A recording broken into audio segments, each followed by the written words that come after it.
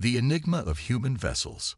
The Galactic Coalition had existed for nearly 8,000 years, uniting over 30 spacefaring civilizations across 4 spiral arms of the Milky Way. They had protocols for everything: first contact procedures, diplomatic disputes, technological exchange standards, even proper etiquette for declaring war. Their archives contained the collective wisdom of dozens of advanced species. Yet nothing in those vast repositories prepared them for humanity. Science Director Krulvor of the Araxian hegemony tapped his 3-fingered hand against the observation deck's transparent aluminum as he watched the human vessel drift silently through the void. The UNSC Nightshade was not particularly large by Coalition standards, merely a destroyer-class ship, but something about it sent ripples of unease through his exoskeleton. Another scan failed, announced technical specialist Zilnera, her bioluminescent facial patterns pulsing with frustration. That's the 3rd attempt using different frequencies. The equipment reports successful completion, but the data is nonsensical. Krulvor's compound eyes narrowed. Nonsensical how? The readings contradict each other. Density analyses show standard materials, yet penetrative scans suggest sections of impossible mass. Energy signatures indicate conventional fusion drives, but power distribution patterns make no logical sense. Zilnera's appendages trembled slightly. And there's something else. Each time we attempt a deep scan, 3 of our technicians report discomfort. Define discomfort, Krulvor demanded. Headaches, visual distortions. One described it as feeling watched from inside the scanner itself. She hesitated. Director, this is the 7th human vessel we've attempted to analyze. The pattern is consistent across all of them. Krulvor turned back to the viewport. The humans had appeared on the galactic stage barely a century ago, emerging from their solar system with surprisingly efficient faster-than-light technology. They were physiologically unremarkable, bipedal mammals with no exceptional strength, speed, or sensory abilities. Their technology seemed conventional, even primitive in some aspects. Yet their warships were different. The Coalition Council demands answers, he said finally, especially after the Tellurian incident. Both fell silent, remembering the fate of the Tellurian science vessel that had attempted a comprehensive molecular scan of a human battleship. The Tellurians were found drifting 3 days later, all 28 crew members alive but irrevocably changed, unable to communicate except through mathematical equations that made no sense to anyone but each other. Their neural patterns altered in ways that defied explanation. We're scheduled for diplomatic exchange with their commander in 2 hours, Zilnera reminded him. Perhaps direct inquiry has been tried. Krulvor interrupted. The humans claim ignorance. Either they're hiding something, or they genuinely don't know what their ships are doing. Surely that's impossible. How could they not know? That, Krulvor said grimly, is what terrifies the Council most. Commander Ilara Voss straightened her uniform before entering the Coalition diplomatic vessel.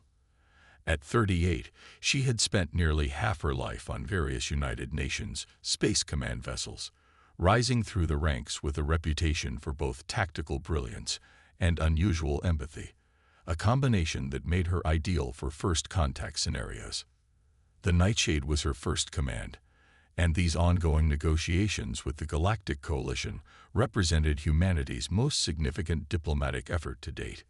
Remember, Commander, Admiral Chen's voice crackled through her earpiece, they're particularly interested in our propulsion and defensive systems. Standard information sharing only. Level 3 disclosure, nothing proprietary. Understood, Admiral, Voss replied. Though I'm still not clear why they're so fixated on our ship designs. Their technology is centuries ahead of ours in most areas. Politics, Commander. Everyone wants to know everyone else's secrets. Voss wasn't convinced, but she nodded to her small delegation. Lieutenant Park, her tactical officer, and Dr. Elena Reyes, the ship's chief engineer, and stepped through the airlock. The meeting chamber was designed to accommodate multiple species, with various seating arrangements. atmospheric sections, and gravity settings. Science Director Krelvor awaited them, flanked by representatives from 3 other coalition species. Commander Voss, Krelvor greeted her, his translator rendering his clicking speech into smooth English. We appreciate your willingness to engage in this exchange. The diplomatic pleasantries continued for nearly an hour before Krelvor finally broached the subject that Voss sensed had been his priority all along. Your vessel's defensive capabilities are of particular interest, he said, his compound eyes fixed on her face. Our preliminary observations suggest unusual properties. Voss exchanged a glance with Dr. Reyes. Our defensive systems are fairly standard, Director. Multilayered kinetic barriers, point defense systems, electronic countermeasures. Nothing revolutionary. And yet, Krelvor continued, attempts to analyze your vessels have proven challenging. Challenging how? Dr. Reyes asked, leaning forward. For the next 20 minutes, Krelvor detailed the Coalition's failed attempts to scan human warships, carefully omitting the more disturbing incidents like the Tellurian tragedy. Voss listened with growing confusion. Director, I assure you, we have nothing that would interfere with scanning technology, she said finally.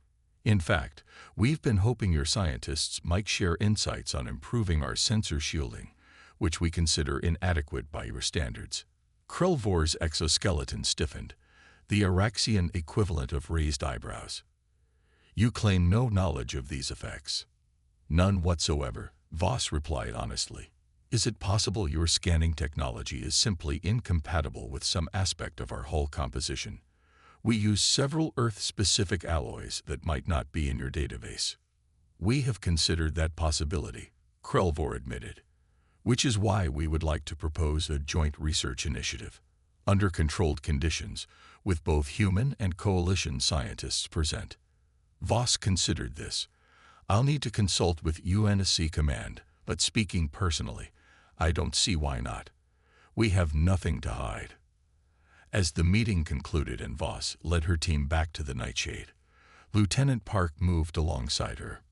Commander, something feels off about this. Why are they so interested in our ship specifically? I agree, Voss said quietly, and I intend to find out why. The Coalition monitoring station Celestial Vigil orbited a dead moon in a neutral system, its advanced facilities devoted to the mysterious human vessel now docked in its primary bay.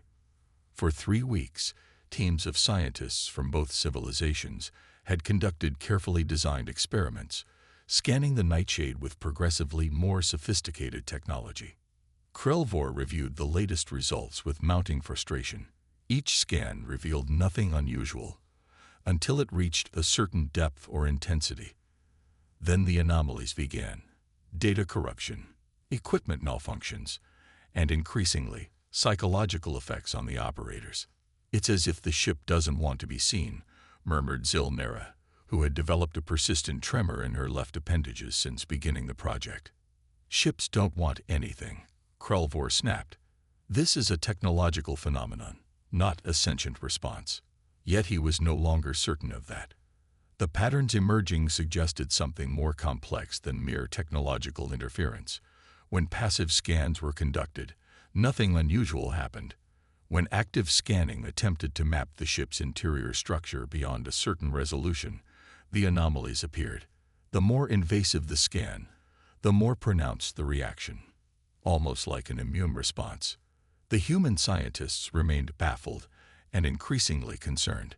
Commander Voss had twice contacted UNSC Command, requesting permission to withdraw from the project, citing concerns for the coalition scientists' well-being. Permission had been denied each time. We need answers, the Admiral had told her. If our vessels are causing harm, even unintentionally, we need to know why. Krelvor was reaching a similar conclusion from the opposite direction. The Coalition Council was divided. Some members advocated classifying humans as a potential threat and restricting their expansion, while others argued for continued engagement and research. The truth, Krelvor suspected, lay somewhere no one had yet looked. Not in the ship's technology, but in its crew. He made his decision. Prepare the neural resonance scanner, he ordered Zilnera, and inform Commander Voss that we're ready for the final phase of testing. Director, Zilnera protested. The neural scanner hasn't been approved for cross-species use. The risks are necessary, Krelvor finished firmly. We've exhausted every other avenue. Whatever secret the humans carry, I believe it resides not in their ships, but in themselves. The neural resonance scanner hummed softly as it was calibrated. Commander Voss sat uneasily in the examination chair, electrodes attached to her temples and the base of her skull. This will map the electrical patterns of your neural activity, Krelvor explained. Completely non-invasive. We're simply looking for any unusual interactions between human brain patterns and your ship's systems. You believe our brains are somehow linked to our ships? Voss asked skeptically. I believe, Krelvor said carefully, that there may be aspects of human cognition that interact with technology in ways neither of our species fully understands. Dr. Reyes monitored the proceedings from behind a transparent barrier, her expression tense. The UNSC had agreed to this final test reluctantly, with strict protocols in place. Beginning scan at lowest intensity, announced Zilnera. The initial readings appeared normal, human brain activity following expected patterns. Krelvor gradually increased the scanner's power and resolution. At 30% capacity, the first anomaly appeared. There's a secondary pattern emerging, Zilnera reported, her voice tight. It's not consistent with standard human neural activity. I don't feel any different, Voss said, though her heart rate had increased slightly. At 50% capacity, the monitoring equipment began to display warning signals. The secondary pattern was strengthening, forming complex structures that reminded Krelvor of quantum encryption algorithms. Director, Zilnera said urgently, the scanner is detecting feedback. Something is scanning us back. Before Krelvor could respond, every screen in the laboratory flickered simultaneously. For a brief moment, complex symbols flashed across them, not in any known language, but somehow familiar. Abort, Krelvor ordered. Shut it down now. As the scanner powered down, Voss slumped in the chair, momentarily unconscious. Medical staff rushed to her side, but she regained awareness within seconds, disoriented but otherwise unharmed. What happened? She demanded. Krelvor stared at her, his scientific certainty shaken to its core. Commander Voss, he said slowly, I believe we found what we've been looking for, and it changes everything we thought we knew about humanity. The Revelation and Alliance. 3 days after the neural scanning incident, Commander Ilara Voss stood at the viewport of her quarters aboard the Nightshade, staring at the distant stars. The headaches had finally subsided, but the dreams remained, vivid images of vast, dark spaces filled with patterns she couldn't quite comprehend, yet somehow recognized. Her door chimed. Enter, she called, not turning around. Dr. Elena Reyes stepped in, holding a data tablet. The latest medical report, she said, placing it on Voss's desk. You're physically fine, no lasting neural damage. But your brainwave patterns show subtle changes. The same changes they've detected in other crew members. Similar, yes. Not as pronounced as Lieutenant Park's, but definitely there. Rice hesitated. Commander, the Coalition scientists are requesting another meeting. Krelvor says he has a theory he needs to discuss with both of us. Voss finally turned from the viewport. Have we received any guidance from command? Just this. Rice handed over a sealed communication chip. Admiral Chen, eyes only. After Reyes left, Voss inserted the chip into her secure terminal. Admiral Chen's weathered face appeared. Commander, the situation has developed beyond our initial parameters, he began without preamble. You are authorized to disclose classification Omega information to Director Krelvor at your discretion. A coalition fleet has been detected at the edge of the Orion Spur, moving toward Earth. Not openly hostile, but their numbers concern us. We need to understand what they think they know. The message ended, leaving Voss staring at the blank screen. Classification Omega. Information so restricted that even she had only been briefed on it in theoretical terms. The implications were staggering. The meeting chamber on Celestial Vigil was smaller this time, with only 4 attendees: Voss, Reyes, Krelvor, and Zilnera. The tension was palpable. "Before we begin," Krelvor said, "I want to assure you both that what happened during the neural scan was never our intention. The possibility of a reverse scanning effect was unforeseen." "Just tell us what you found," Voss said tersely. Krelvor activated a holographic display showing complex neural patterns. "This is a standard human brain scan." He overlaid a second pattern in a different color. "This is what we detected during your scan, Commander." "And this," a third pattern appeared, "is what we've detected emanating from human warships during our previous attempts to analyze them." The similarity was unmistakable. "You're suggesting our ships are somehow projecting human brain patterns?" Reyes asked incredulously. "Not exactly," Krelvor replied. "We believe your ships are amplifying something that already exists within human cognition, something unique to your species." Voss and Reyes exchanged glances. This was dangerously close to Omega territory. "Director," Voss said carefully, "I've been authorized to share certain restricted information with you. But first, I need to understand precisely what you think you've discovered." Krelvor's compound eyes fixed on her face. "We believe humans possess a form of latent psychic ability, specifically defensive psionic projection. Individually, it's barely detectable.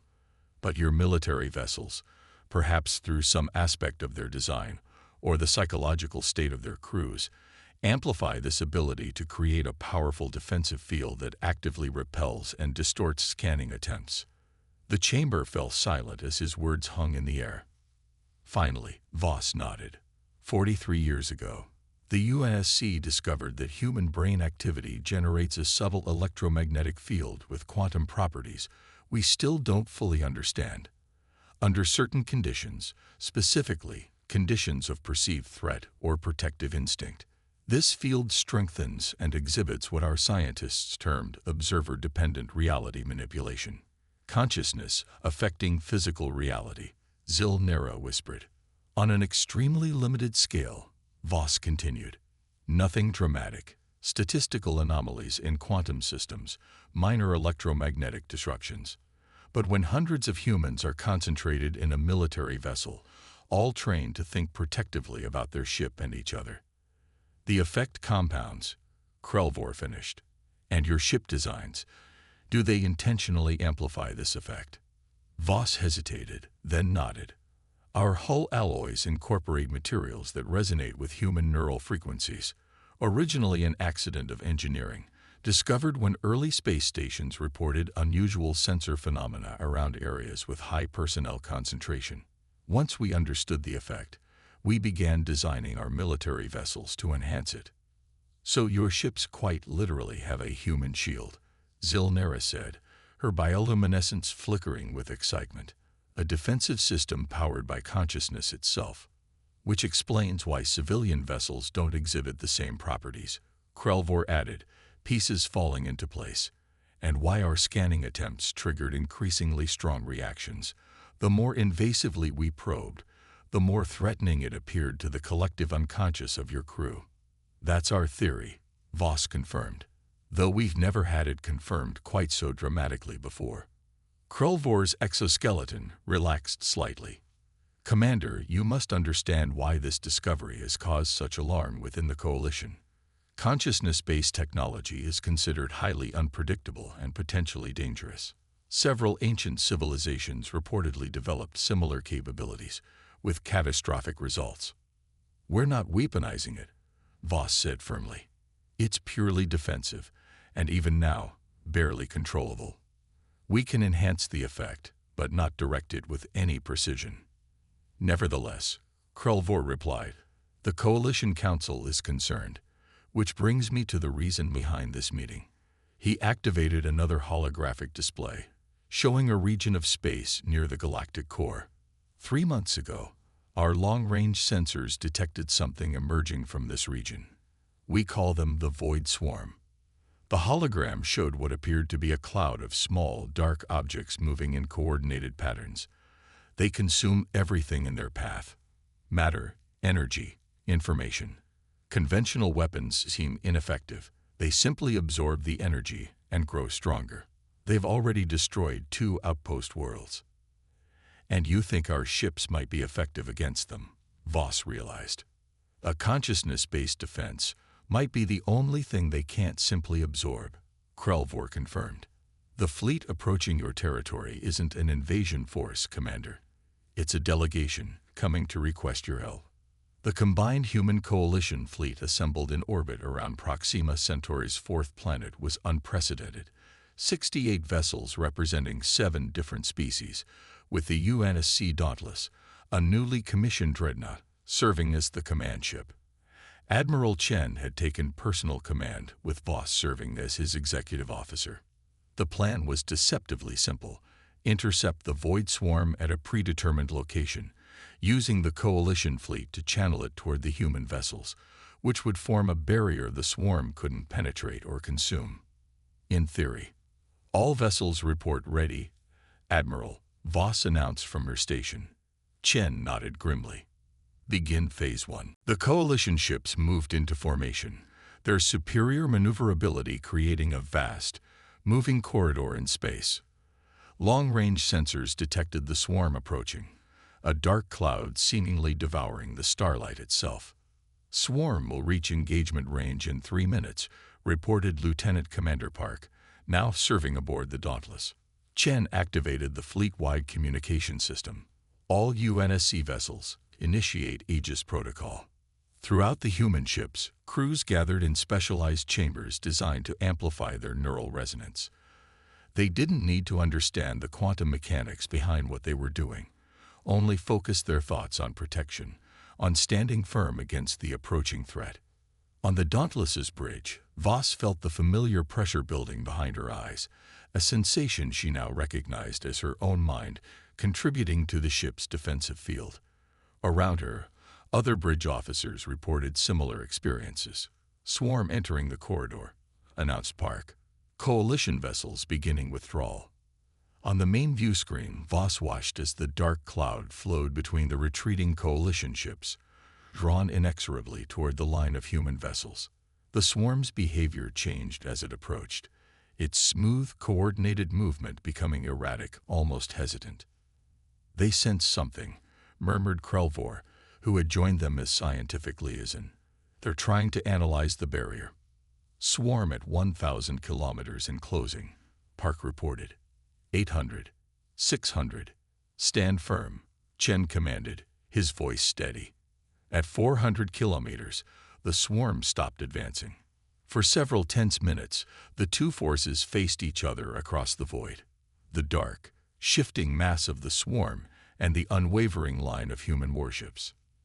Then, incredibly, the swarm began to disperse, breaking into smaller clusters that veered away from the human blockade, seeking escape routes only to be herded back by the coalition vessels. It's working, Voss breathed. They can't penetrate our defense. More than that, Krelvor said, his voice tinged with awe. Look at the sensor readings. The swarm entities nearest our line are breaking down.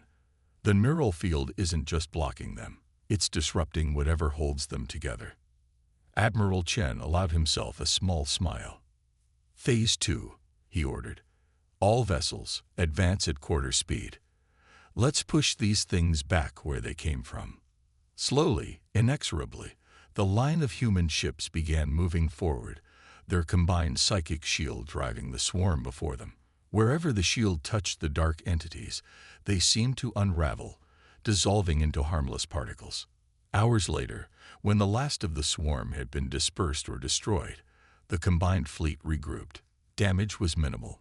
A few coalition vessels had suffered minor breaches when isolated swarm elements broke through the perimeter, but the human ships remained completely untouched. In the Dauntless's conference room, Admiral Chen faced the assembled coalition representatives. I believe this concludes our demonstration, he said, unable to keep a hint of satisfaction from his voice. First Counselor Zoltvek of the Coalition inclined his massive head. Most impressive, Admiral. It seems we have much to reconsider regarding humanity's place in the galactic community. We're not interested in dominance, Chen replied firmly. But we are interested in genuine partnership. Perhaps that is now possible, Zoltvek conceded. Though many questions remain. This ability of yours, this consciousness effect, how will it develop as your species continues to evolve? What other applications might it find? Questions we're exploring ourselves, Chen admitted, but under strict ethical guidelines. Later, alone with Voss and Krelvor on the observation deck, Chen watched the Coalition vessels preparing to depart. They'll never fully trust us now, Voss remarked. They'll always wonder what else our minds might be capable of. Trust requires vulnerability, Krelvor replied. Today, your species demonstrated both tremendous power and remarkable restraint. That balance is not common in galactic history. And what about you, Director? Chen asked. What does the scientist in you make of all this? Krelvor's compound eyes reflected the starlight. I believe we've witnessed only the beginning. Your consciousness-based technology, combined with our more conventional sciences, the possibilities are both exhilarating and terrifying, as all great discoveries tend to be, Chen acknowledged. As they stood in companionable silence, watching the stars, Voss felt something new stirring at the edges of her awareness, a sense of vast potential, of minds reaching toward each other across the dark between stars. Not just human minds, but a broader tapestry of consciousness spanning the galaxy. The secret of human warships had been revealed, but a far greater mystery was just beginning to unfold.